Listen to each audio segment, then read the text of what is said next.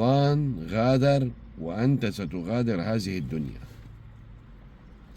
فرمضان مثال عن حياتك بصورة عامة.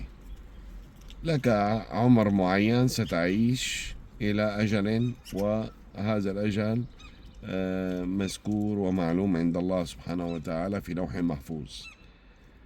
فتلد بتاريخ معين وتموت بتاريخ معين. فهذه الفترة الزمنية مطلوب منك 1 2 3 شعائر الإسلام معروفة، وأركان الإسلام وماذا يتوجب عليك معروف للجميع. فالذي يلتزم ويعطي حق الله في حياته ويبتعد عن ما نهى الله فإنه قد فاز فوزا كبيرا، أجره إن شاء الله بالخير الكثير. وأما من تكاسل وتقاعس وأنكر وكفر والعياذ بالله وأشحد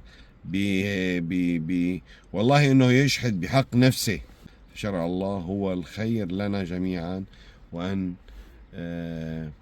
نتبع هذا الخير لكي نكسب ونصل إلى ما يرضاه الله وننجح ونفوز بالجنة التي وعدها الله للصادقين وللصابرين.